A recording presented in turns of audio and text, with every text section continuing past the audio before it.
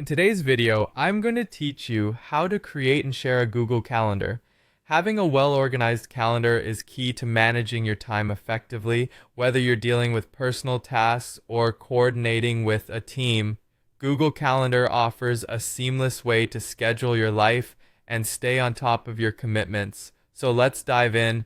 First, let's start by setting up a new calendar. To begin, open your preferred web browser and navigate to calendar.google.com. Once you're there, you'll notice a sidebar on the left side of your screen. This sidebar is where you'll find options for creating and managing your calendars. Look for the plus sign next to the word Other Calendars and give it a click. From the menu that appears, select Create New Calendar. Now you'll see a form where you'll enter the details for your new calendar. Start by giving your calendar a name that reflects its purpose. This could be anything from work meetings to family activities. Next, provide a brief description. Although it's optional, a description can be helpful in giving context to other collaborators. Lastly, set your time zone to ensure that events are scheduled correctly. Once you've filled in all the necessary fields, click on Create Calendar to finalize your new calendar. Now that your calendar is set up, the next step is sharing it with others. This can be particularly useful if you're working on a team project or simply want to keep family members in the loop.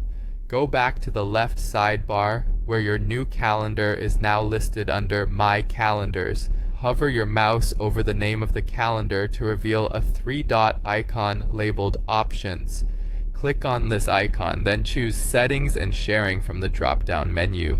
In the Settings menu, scroll down until you come across Share with Specific People. Here, you can click on plus Add People to start the sharing process. Enter the email addresses of the people you want to share your calendar with.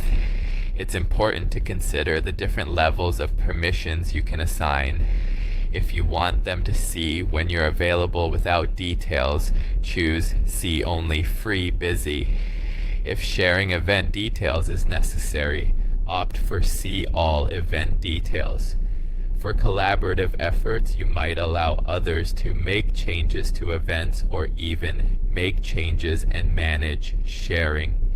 Once you've assigned the appropriate permissions for each person, click Send to share your calendar, and there you have it. You've just learned how to create a Google Calendar and share it with others to enhance collaboration and time management.